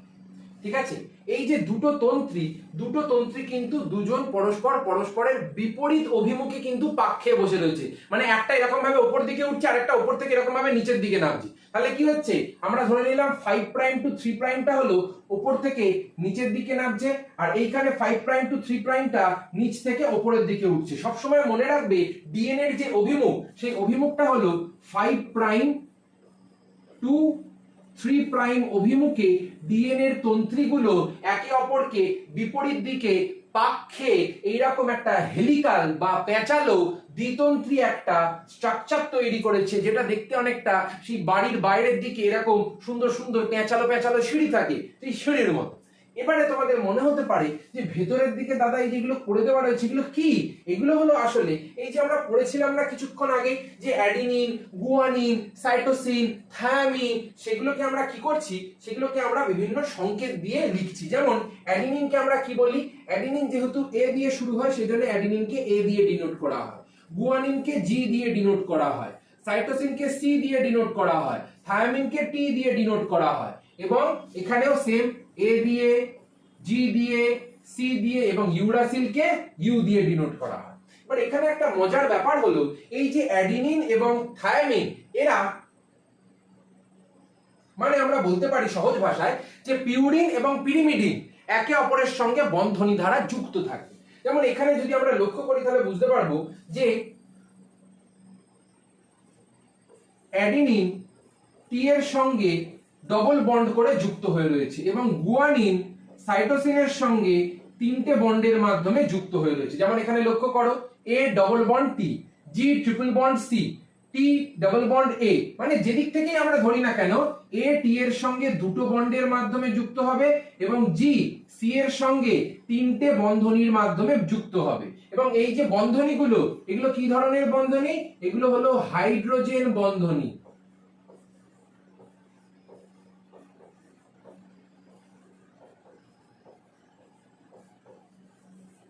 এগুলো হলো হাইড্রোজেন বন্ধনী এবং যে বন্ধনীর মাধ্যমে তারা পরস্পরের সঙ্গে যুক্ত থাকছে। এবারে এই যে স্ট্রাকচারটা যদি খুব ভালো করে লক্ষ্য করো তাহলে বুঝতে পারবে কিছু কিছু জায়গায় পেঁচানোর ফলে অগভীর খাঁজ তৈরি হয়েছে এবং কিছু কিছু জায়গায় এমন ভাবে পেঁচিয়েছে তার ফলে গভীর খাঁজ তৈরি হয়েছে। অনেক সময় জিজ্ঞাসা করে যে একটা গভীর খাঁজ থেকে আর একটা গভীর খাঁজ পর্যন্ত যে দূরত্বটা, সেই দূরত্বটা কত? সেটা হলো 34 অ্যাংস্ট্রম। একটা সম্পূর্ণ পাক, মানে একটা গভীর খাঁজ থেকে আর একটা গভীর খাঁজ পর্যন্ত ডিএনএ এর এই যে আমরা প্যাঁচটা দেখতে পাচ্ছি, যেখানে এই রকম ভাবে যে প্যাঁচটা খেয়েছে, এইটুকু প্যাঁচকে, মানে এইটুকু প্যাঁচকে আমরা বলে থাকি একটা সম্পূর্ণ পাক। এবং এই সম্পূর্ণ পাকটার দৈর্ঘ্য কত? 34 অ্যাংস্ট্রম। এবং এই সম্পূর্ণ একটা পাকের মধ্যে আমরা সাধারণত 10 জোড়া বেস পেয়ার দেখতে পাই। বেস পেয়ার মানে হলো A double bond T, G triple bond C, এগুলো হলো পেয়ারে রয়েছে, বেসগুলো পেয়ারে রয়েছে, দুটো দুটো করে রয়েছে, জোড়ায় রয়েছে। তাহলে এই যে 10টা বেস পেয়ার দেখতে পাচ্ছি, জিজ্ঞাসা করা হয় এই যে বেস জোড়, এই বেস জোড়গুলোর মধ্যে একটার থেকে আরেকটার দূরত্ব কত, মানে এটার থেকে এটার দূরত্বটা কত, বা এটার থেকে এটার দূরত্বটা কত, মানে প্রত্যেকটা থেকে এরকম ভাবে দূরত্বটা জিজ্ঞেস করা হয় যে এক একটার সঙ্গে কতটা দূরত্বে রয়েছে। সেটা হলো 3.4 অ্যাংস্ট্রম। একটা সহজ অঙ্ক। কেন? যদি এতটার দৈর্ঘ্য 34 হয় এবং এই 34 দৈর্ঘ্যের ভেতরে সম্পূর্ণ পাকের ভেতরে যদি 10টা বেস পেয়ার থাকে, তাহলে প্রত্যেকটা বেস পেয়ারের দূরত্ব কত হবে? 3.4 করে না, কারণ 34/10 10টা রয়েছে বলে, তাহলে প্রত্যেকটার আমরা দূরত্ব কি দেখতে পাবো? প্রত্যেকটার দূরত্ব আমরা দেখতে পাবো যে তাদের মধ্যে 3.4 অ্যাংস্ট্রম করে তারা পরস্পরের থেকে দূরত্বে রয়েছে। এবারে এই ছবিটা লক্ষ্য করো, বুঝতে পারছো? যেমন এখানে দেখো সাইটোসিন দেওয়া রয়েছে, গুয়ানিন দেওয়া রয়েছে, অ্যাডিনিন দেওয়া রয়েছে, ইউরাসিল দেওয়া রয়েছে। এগুলো কি? এগুলো হলো আরএনএ এর ক্ষেত্রে। আর ডিএনএ এর ক্ষেত্রে কি আছে? আবার সেই সাইটোসিন আছে, গুয়ানিন আছে, অ্যাডিনিন আছে আর থাইমিন আছে। দেখবে হলুদটা লালের সঙ্গে বন্ড করেছে, যেমন দেখো হলুদ লাল বন্ড করেছে, আর সবুজটা নীলের সঙ্গে বন্ড করছে। কেন? কারণ জি ট্রিপল বন্ড সি আর এ ডাবল বন্ড টি, সেই জন্য লাল হলুদের সঙ্গে বন্ড করছে আর সবুজ নীলের সঙ্গে বন্ড করছে। প্রত্যেকটা জায়গায় ছবি দেখলেই তোমরা পরিষ্কার বুঝতে পারবে। এবং এগুলো কি, এগুলোকে বলা হয় নিউক্লিওটাইড। এই যে আমরা বললাম না একদম প্রথম দিকে, এই যে নিউক্লিওটাইড, এই নিউক্লিওটাইডটা কি? নিউক্লিওটাইডটা হলো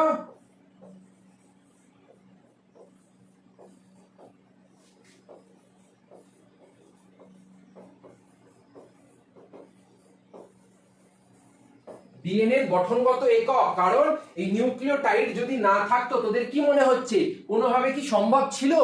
কোনোভাবে কিন্তু সম্ভব ছিল না, কোনোভাবে পসিবল ছিল না যে এরপরে আমরা এই ঘটনাগুলো দেখতে পেতাম। সেই জন্য নিউক্লিওটাইড খুব গুরুত্বপূর্ণ একটা স্ট্রাকচার হিসেবে কিন্তু অবস্থান করছে। এবারে লেখাটা যদি পড়িস পরিষ্কার বুঝতে পারবি। প্রত্যেকটা নিউক্লিওটাইডের ভেতরে এক অণু করে নাইট্রোজেন যুক্ত ক্ষারক পড়ে এলাম, এক অণু পেন্টোজ শর্করা, হ্যাঁ দাদা পড়েছি, এবং তার সঙ্গে সঙ্গে এক অণু ফসফরিক অ্যাসিড বা ফসফেট গ্রুপ। এরা তিনজন একসঙ্গে যুক্ত হয়ে তৈরি করছে একটা নিউক্লিওটাইড। এবং এই নিউক্লিওটাইডের মধ্যে নাইট্রোজেন ক্ষারক রূপে দুই প্রকারের থাকে, একটা পিউরিন থাকে এবং আরেকটা কি থাকছে, আরেকটা পিরিমিডিন থাকছে। পিউরিনের মধ্যে কি থাকছে? পিউরিনের মধ্যে আমরা দেখতে পাচ্ছি দুই প্রকার থাকে, একটা কি, একটা হলো অ্যাডিনিন এবং আরেকটা হলো গুয়ানিন। এবং আরেকটার ভেতরে পিরিমিডিনের ভেতরে কি দেখতে পাচ্ছি? পিরিমিডিন সাধারণত তিন প্রকারের হয়, আগেই বলেছিলাম, সাইটোসিন, থায়ামিন, ইউরাসিল। এবং থায়ামিনের পরিবর্তে আরএনএ এর মধ্যে ইউরাসিল থাকে। যেমন এখানে লক্ষ্য করো, এই যে ইউরাসিল, এই ইউরাসিলটা কি করে? ইউরাসিলটা সাধারণত আমরা দেখতে পাই যে থায়ামিনের পরিবর্তে আরএনএ এর মধ্যে ইউরাসিল থাকে, আরএনএ এর মধ্যে ইউরাসিল থাকে। তো ক্লিয়ার এতটা পুরোটা? আমি যতগুলো লিখে দিয়েছি এই ছবি সমেত, এই ছবি সমেত তোমরা যদি পুরো জিনিসগুলো নামিয়ে দিতে পারো পরীক্ষার হলে, তোমাদের একটা নাম্বারও কেউ কাটতে পারবে না, এটা আমি গ্যারেন্টি দিয়ে বলতে পারি। কারণ এই ছবিগুলো আমার নিজের হাতে আঁকা, এবং এই আঁকা ছবিগুলো এঁকেই প্রত্যেক বছর ছেলেপুলেরা প্রচুর প্রচুর নাম্বার পাচ্ছে। সেই জন্য তোমাদের জন্য একদম সহজলভ্যভাবে ফ্রিতে সম্পূর্ণ আমি সবকিছু আপলোড করে দিচ্ছি। তোমরা শুধু পড়ো, আর কিচ্ছু লাগবে না। তোমরা ভালো করে পড়ো, ভালো করে রেজাল্ট করো, ব্যাস আমার কাছে ওটাই সব থেকে বড় প্রাপ্য। এরপরে আমরা যে জিনিসটা জানবো সেটা হলো যে আরএনএ রয়েছে আমাদের দেহের ভেতরে, সেই আরএনএটাকে আমরা তিনটে ভাগে ভাগ করি। একটা হলো এমআরএনএ, একটা হলো আরআরএনএ, আর একটা হলো টিআরএনএ। এই তিন ধরনের আরএনএ আমরা দেখতে পাই। তার থেকে বড় কথা হলো আরএনএটা কি? আরএনএ হলো এক ধরনের রৈখিক সজ্জাক্রম বিশিষ্ট একটা গঠন, যেটা সাধারণত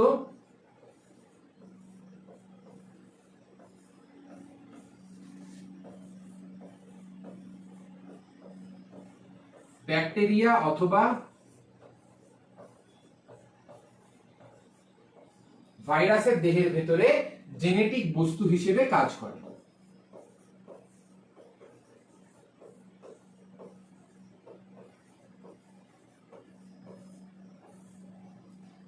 এই হলো আরএনএ এর পরিচয়। এবার আরএনএ এর মধ্যে আমরা কি দেখতে পাচ্ছি? ধর এ রয়েছে, ইউ রয়েছে, জি রয়েছে, সি রয়েছে, এ রয়েছে, ইউ রয়েছে, জি রয়েছে। এরকম ভাবে কন্টিনিউয়াসলি আমরা দেখতে পাই যে আরএনএ এর মধ্যে এই বেসগুলো কিন্তু অবস্থান করছে, যেগুলো আমরা পড়ে এলাম যে এ, সি, জি, ইউ এইগুলো থাকবে। এই হলো আরএনএ সম্পর্কে আমাদের যতটুকু পড়তে হবে।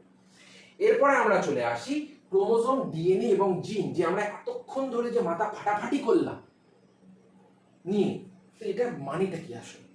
মানেটা হলো এই যে যখন ক্রোমোজোম তৈরি হচ্ছে, কখন ক্রোমোজোম তৈরি হচ্ছে সবসময় মনে রাখবে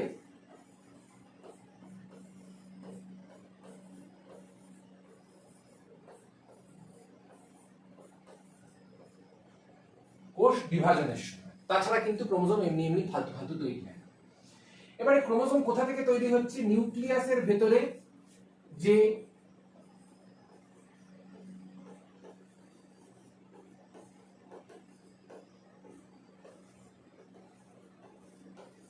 ক্রোমাটিন তন্তু, সেই ক্রোমাটিন তন্তুটা জট পাকাতে শুরু করছে হিস্টোন প্রোটিনকে ঘিরে, এবং যত বেশি জট পাকাচ্ছে তত বেশি এরা একটা বাহুর মতো স্ট্রাকচার তৈরি করছে, যেটাকে আমরা কি বলছি? যেটাকে আমরা বলছি ক্রোমাটিড।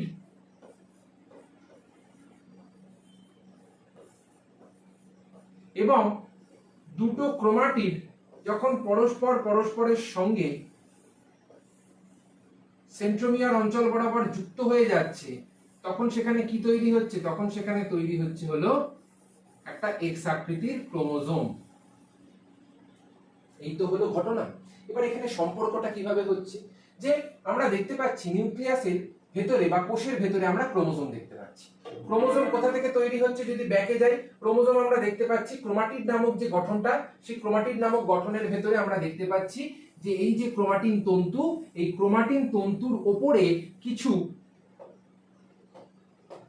হিস্টোন নামক প্রোটিন এরকম ভাবে বসে রয়েছে, যেগুলোকে ঘিরে এই ক্রোমাটিন তন্তুটা কন্টিনিউয়াসলি পেঁচিয়ে যাচ্ছে। এবং ধীরে ধীরে ধীরে ধীরে আমরা যদি জটিলতা খুলতে থাকি, তাহলে দেখতে পাবো একদম সহজ সরল উপাদান হিসেবে কে রয়েছে? একদম সহজ সরল উপাদান হিসেবে ভেতরে কে বসে রয়েছে? ভেতরে বসে রয়েছে হলো আমাদের ডিএনএ। যে ডিএনএটা আমাদের বংশগত বৈশিষ্ট্যাবলীর ধারক এবং বাহক হিসেবে কাজ করে থাকছে। তাহলে কি সম্পর্ক? আমরা দেখতে পাচ্ছি যে ক্রোমোজোম গুলো কোষের ভেতরে থাকছে এবং ক্রোমোজোমের যে প্রত্যেকটা ক্রোমাটিড বাহু তারা সাধারণত প্রোটিন এবং যে ক্রোমাটিন তন্তু তাদেরকে পরস্পরের সঙ্গে পেঁচিয়ে যাওয়ার ফলে ধীরে ধীরে ধীরে ধীরে পেঁচিয়ে যাওয়ার ফলে কি তৈরি করছে? একটা পুঁথির মতো গঠন তৈরি করছে বা পুঁথির মালার মতো গঠন তৈরি করছে। এবং সেই পুঁথির মালা থেকে আমরা যদি শুধুমাত্র মাঝখান থেকে সুতোটাকে বার করে নিই, যে সুতোটা পেলাম সেটা কি? সেটাই হলো আসলে ডিএনএ, এবং সেটাই আমাদের বংশগত বৈশিষ্ট্যাবলীর ধারক এবং বাহক হিসেবে কাজ করে থাকে। কেন? কারণ এই ডিএনএ এর ভেতরে যে জিন আছে, সেই জিনটাই কিন্তু আমাদের দেহের ভেতরে একটা নির্দিষ্ট যে চরিত্র রয়েছে, সেই চরিত্রটাকে কন্ট্রোল করতে সাহায্য করবে। কি কি চরিত্র হতে পারে সেখানে? গায়ের রং, উচ্চতা, মুখমণ্ডলের গঠন, চোখের গঠন, চুলের রং, সবকিছু হতে পারে সেখানে। ঠিক আছে, এত কিছু আমরা জানলাম। এবারে এতটা তো আমরা পুরো ফাটাফাটি ভাবে পড়ে ফেলেছি, এর মধ্যে কারোর কোনো সমস্যা থাকার কথা না, কারণ যা ডিটেলে আমি বলে দিয়েছি এই ডিটেলে তোমরা কোথাও খুঁজে পাবে না। এটা আমার দাবি, এটা আমার দাবি, তোমরা দাবি করে নিতে পারো। এরপরে আমরা চলে আসবো নিউক্লিওজোম। দাদা নিউক্লিওজোমটা কি? নিউক্লিওজোম হলো সাধারণত এমন একটা গঠন যেখানে আমরা দেখতে পাচ্ছি, আমার কাছে খুব ভালো একটা জিনিস আছে তোদেরকে দেখা, এটা আমি তোদেরকে বোঝাবো বলে একটা জায়গা থেকে নিয়ে এসেছিলাম। এটা ধরে নে হিস্টোন প্রোটিন। হিস্টোন প্রোটিনটা কি আগে একটুখানি বলি।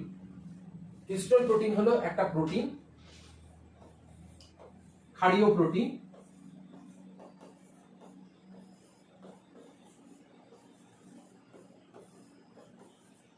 যেখানে আমরা H2A, H2B, H3, H4 এই ধরনের কিছু প্রোটিনের উপস্থিতি দেখতে পাই। এবং তার সঙ্গে সঙ্গে আরেকটা হিস্টোন প্রোটিন থাকে যেটাকে আমরা বলে থাকি লিঙ্কার, সেটা হলো হিস্টোন H1। এবারে এখানে গল্পটা হলো এই যে আমরা ছবিটার মধ্যে দেখতে পাচ্ছি প্রত্যেকটা হিস্টোন প্রোটিন কিন্তু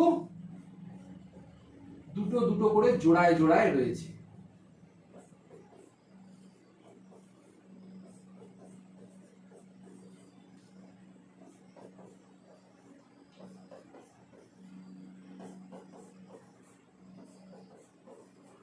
মানে H2A দুটো রয়েছে, H2B দুটো রয়েছে, H3 দুটো রয়েছে, H4 দুটো রয়েছে। থাকার ফলে কি হচ্ছে? থাকার ফলে এখান থেকে দেখতে গঠনটা অনেকটা এইরকম লাগছে না? কেন? কারণ ধরে নে এইটা হলো দুটো H2A, ঠিক আছে, তারপরে ধরে নে পাশাপাশি রয়েছে H2B, নিচের দিকে এই দুটো হলো H3, আর তার ঠিক এপাশে চলে আসলে H3 এর দুপাশে আছে হলো H4 দুটো। তাহলে প্রত্যেকটা যদি বলকে আমরা গুনি, কটা বল হচ্ছে বাবা দেখো তো? একটা, দুটো, তিনটে, চারটে, পাঁচটা, ছটা, সাতটা, আটটা।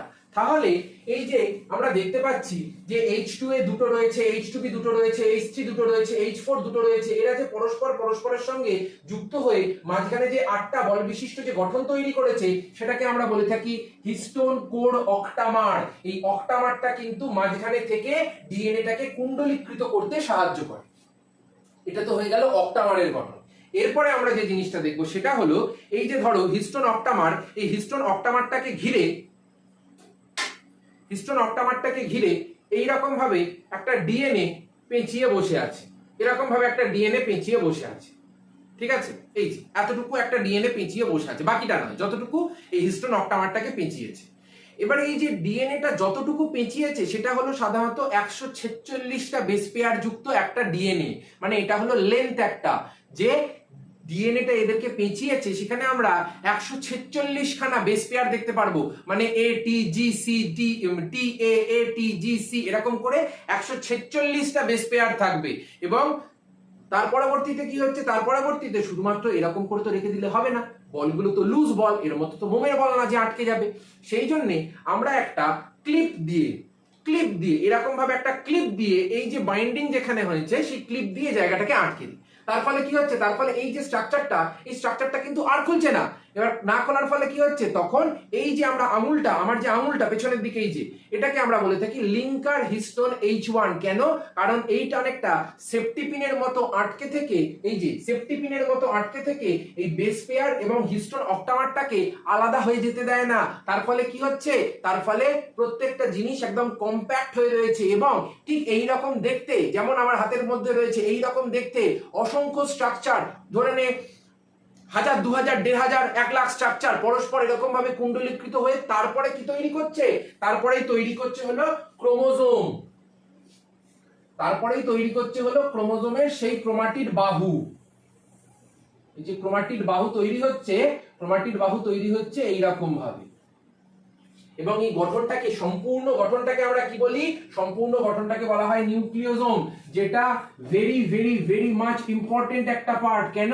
কারণ এইভাবে তোমাদেরকে প্র্যাকটিক্যালি জিনিস দিয়ে, উদাহরণ দিয়ে বুঝিয়ে কেউ কোথাও বলবে না আমি যেভাবে তোমাদের নিউক্লিওজোম বুঝিয়ে দিয়েছি তারপরে তোমরা কোনোদিন নিউক্লিওজোম আর ভুলতে পারবে না, এটা আমার দাবি, 100% দাবি। তোমরা লিখে নাও গ্যারেন্টি দিয়ে, আমি এমন ভাবে পড়িয়ে দেবো তোমরা কোনোদিন চাইলে ভুলতে পারবে না।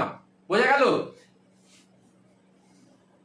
তো নিউক্লিওজোম আমরা কি দেখলাম, H2A, H2B, H3 এবং H4, এই চারটে যে হিস্টোন প্রোটিন, এরা দুটো দুটো দুটো করে থেকে একটা অক্টামার, অক্টামার মানে হলো 8টা গঠন বিশিষ্ট, 8টা বল মাঝখানে রয়েছে, 1 2 3 4 5 6 7 8, এখানে লক্ষ্য করতে পারবি 1 2 3 4 5 6 7 8, পিছনের দিকেও দুটো দুটো চারটে, সামনের দিকেও দুটো দুটো চারটে, তাহলে কি হলো, একটা অক্টামার গঠন হলো। এবং এই অক্টামার গঠনটা যখন একটা 146 বেস পেয়ার যুক্ত একটা ডিএনএ কে কুণ্ডলীকৃত পেঁচিয়ে অবস্থান করছে এবং সেখানে আমরা একটা লিঙ্কার হিস্টোন H1 দেখতে পাচ্ছি, সেটাকে আমরা একসঙ্গে কি বলছি, সেটাকেই আমরা একসঙ্গে বলে থাকি নিউক্লিওজোম। যেটা সাধারণত আমরা এই যে পুঁথির মালার মতো গঠনটা দেখতে পেতাম না, এই যে পুঁথির মালার মতো গঠনগুলো দেখতে পেতাম, সেই পুঁথির মালার মতো গঠনগুলো সাধারণত, এই যে পুঁথির মালা, এই পুঁথির মালাগুলো সাধারণত ওই হলো নিউক্লিওজোমের মাধ্যমেই তৈরি হয়েছে।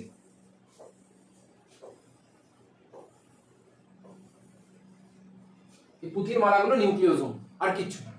ঠিক আছে, তাহলে তোমাদের পুরো ক্রোমোজোম কিন্তু এমন ভাবে আমি শেষ করে দিয়েছি, তারপরে আর কেউ কোনোদিন কোনো কারোর সমস্যা হবে না। এবং যদি কোনো সমস্যা হয় তার জন্য আমার হোয়াটসঅ্যাপ গ্রুপ রয়েছে, সেখানে আমি সব সময় সবার জন্য অ্যাভেলেবেল। সব সময় মানে হলো সকাল ধরে নাও 10টা থেকে আমি রাত্রি 10টা পর্যন্ত অ্যাভেলেবেল। এবং তার মধ্যে আমাকে যখন খুশি মেসেজ করে তোমাদের যে সমস্যা, সেই সমস্যাগুলো গ্রুপের মধ্যে জানাতে পারো এবং আমাকে পার্সোনালিও জানাতে পারো। কারণ তোমাদের যে জিনিসগুলো আমি যেভাবে পড়িয়ে দেবো তারপরে আর কেউ কোনো দিন বলতে পারবে না যে দাদা আমার এইটা হয়নি, দাদা আমার ওইটা হয়নি, দাদা আমার সেইটা হয়নি। আমি ইন ডিটেলে ঝেড়ে পুঁচে যা আছে সব করিয়ে দেবো, একটা জিনিস বাদ দেবো না। শুধুমাত্র তোরা ভরসা রেখে এগিয়ে চল, তোদেরকে এমন রেডি করে দেবো তোরা নিজেরা আয়নায় নিজেদেরকে দেখে বুঝতে পারবি না যে এত পরিবর্তন কি করে হয়ে গেল। সেই জন্য আজকের মতো তাহলে এতটাই থাকলো। সবাই বাজিমাত করার জন্য খুব ভালো করে পড়াশোনা করতে থাকো এবং এবারে কিন্তু ভয় নয়, বাজিমাত। সেই জন্য আজকের মতো এতটাই এবং সবাইকে টাটা। এবং আরেকটা জিনিস, সবাই কিন্তু ভালোবাসা হিসেবে অবশ্যই করে প্রচুর প্রচুর ভিডিওটাকে লাইক, কমেন্ট এবং শেয়ার করে দেবে এবং চ্যানেলটাকে সাবস্ক্রাইব করতে একদম ভুলবে না, কারণ এইটাই কিন্তু তোমার থেকে পাওয়া আমার একমাত্র ভালোবাসা। কারণ বুঝতেই পারছো সম্পূর্ণ সবটাই অনলাইনে, তোমাদের জন্য এতটা পরিশ্রম করে সবকিছু আমি ফ্রিতে পড়িয়ে দিচ্ছি। পর আমি কিন্তু আমার কথা রেখেছি, তোমরাও কিন্তু কথা রাখবে এবং ভরসাটুকুও রাখবে। সেই জন্য আজকের মতো এতটাই। সবাইকে টাটা, সবাই খুব ভালো করে পড়তে থাকো, টাটা।